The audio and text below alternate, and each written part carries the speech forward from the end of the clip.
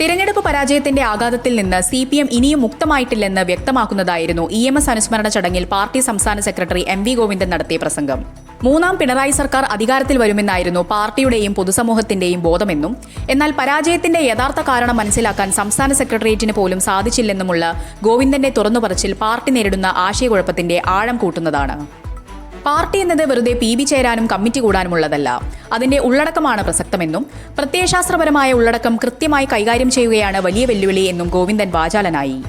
എന്നാൽ സാധാരണക്കാരായ വോട്ടർമാർക്കും അണികൾക്കും മുന്നിൽ തികച്ചും സങ്കീർണമായ ഇത്തരം അക്കാദമിക് സിദ്ധാന്തങ്ങൾ വിളമ്പുന്നതാണോ ഒരു കമ്മ്യൂണിസ്റ്റ് പാർട്ടിയുടെ പരാജയ കാരണം എന്ന ചോദ്യമാണ് ഇപ്പോൾ രാഷ്ട്രീയ കേന്ദ്രങ്ങളിൽ ഉയരുന്നത്.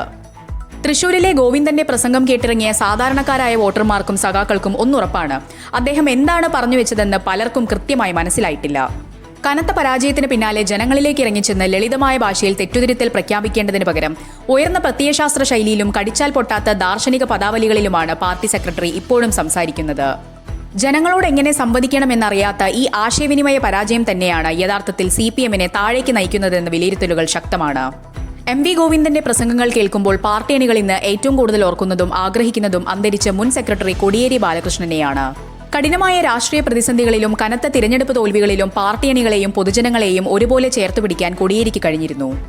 മാധ്യമങ്ങളോടും ജനങ്ങളോടും തികച്ചും ലളിതവും എന്നാൽ അതിശക്തവുമായ ഭാഷയിൽ സംസാരിക്കാൻ കോടിയേരിക്ക് പ്രത്യേക വൈഭവമുണ്ടായിരുന്നു. അണികൾക്ക് ആത്മവിശ്വാസം നൽകാനും രാഷ്ട്രീയ എതിരാളികളെ കൃത്യമായ മറുപടിയിലൂടെ നിശബ്ദരാക്കാനും അദ്ദേഹത്തിന് സാധിച്ചു. ആ ജനകീയ ശൈലിയുടെ വലിയൊരു ശൂന്യതയാണ് ഗോവിന്ദന്റെ സൈദ്ധാന്തിക ക്ലാസുകൾ കേൾക്കുമ്പോൾ അണികൾക്ക് അനുഭവപ്പെടുന്നത്. കേരളത്തിലെ കമ്മ്യൂണിസ്റ്റ് പ്രസ്ഥാനത്തിന്റെ ചരിത്രപരമായ വളർച്ച പരിശോധിച്ചാൽ സങ്കീർണമായ മാർക്സിസ്റ്റ് സിദ്ധാന്തങ്ങളെ പോലും സാധാരണക്കാരന്റെ അടുക്കള ഭാഷയിലേക്ക് പരിഭാഷപ്പെടുത്തിയാണ് പാർട്ടി ജനപിന്തുണ നേടിയതെന്ന് കാണാം. ഇവിടെയാണ് നിലവിലെ നേതൃത്വത്തിന് ഗുരുതരമായ വീഴ്ച സംഭവിക്കുന്നത്.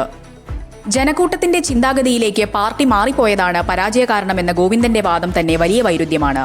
ജനകീയ ജനാധിപത്യത്തിൽ ജനങ്ങളുടെ ചിന്തകൾ അറിയാതെ മുന്നോട്ട് പോകാൻ ഒരു രാഷ്ട്രീയ പാർട്ടിക്കും കഴിയില്ല. കേന്ദ്ര സർക്കാരിന്റെ രാഷ്ട്രീയ ആക്രമണങ്ങളെ ജനങ്ങളിലേക്ക് പൊതുബോധമായി എത്തിക്കാൻ കഴിഞ്ഞില്ലെന്ന സെക്രട്ടറിയുടെ വിലാപം ജനങ്ങളുമായി പാർട്ടിക്ക് നേരിട്ടുള്ള സമ്പർക്കം നഷ്ടപ്പെട്ടു എന്നതിന്റെ തെളിവാണ്. പാഠ്യപദ്ധതിയിലെ ഹിന്ദുവൽക്കരണത്തെക്കുറിച്ചും VCമാർ RSS പരിപാടിയിൽ പങ്കെടുത്തതിനെക്കുറിച്ചുമെല്ലാം ഗോവിന്ദൻ പ്രസംഗത്തിൽ ആവർത്തിച്ചു. VD സതീശന് മുന്നിൽ കീഴടങ്ങേണ്ടി വന്നു എന്ന രാഷ്ട്രീയ കുറ്റസമ്മതവും നടത്തി. എന്നാൽ തോൽവിയുടെ യഥാർത്ഥ കാരണങ്ങളായ ഭരണവിരുദ്ധ വികാരവും ജനങ്ങളിൽ നിന്നുള്ള പാർട്ടിയുടെ അകൽച്ചയും ലളിതമായി അഭിസംബോധന ചെയ്യാൻ അദ്ദേഹം തയ്യാറാകുന്നില്ല. ഭരണം നഷ്ടപ്പെടുകയും പാർട്ടി ജനങ്ങളിൽ നിന്ന് അകലുകയും ചെയ്യുന്ന ഈ നിർണായക ഘട്ടത്തിൽ ജനങ്ങളോട് ലളിതമായി സംവദിക്കാൻ അറിയാവുന്ന നേതാക്കൾ ഉയർന്നു വന്നില്ലെങ്കിൽ CPM ഇനിയും താഴേക്ക് പതിക്കുമെന്നത് തർക്കമില്ലാത്ത കാര്യമാണ്. അണികൾക്ക് മനസ്സിലാകാത്ത പ്രത്യയശാസ്ത്ര ക്ലാസുകൾ പാർട്ടി വേദികളിൽ മാത്രമായി ഒതുക്കേണ്ടതാണ്. ജനങ്ങളിലേക്ക് ഇറങ്ങുമ്പോൾ അവർക്ക് വേണ്ടത് ജനകീയമായ പ്രശ്നങ്ങളിലെ ഇടപെടലുകളും തങ്ങൾ പറയുന്നത് കേൾക്കാൻ തയ്യാറാകുന്ന ഒരു നേതൃത്വവുമാണ്. ആശയവിനിമയത്തിലെ ഈ കടുത്ത പ്രതിസന്ധി പരിഹരിക്കാൻ CPM അടിയന്തരമായി തയ്യാറായില്ലെങ്കിൽ വരാനിരിക്കുന്ന തെരഞ്ഞെടുപ്പുകളിലും ഇതിലും വലിയ തിരിച്ചടികളാകും പാർട്ടിയെ കാത്തിരിക്കുന്നത്.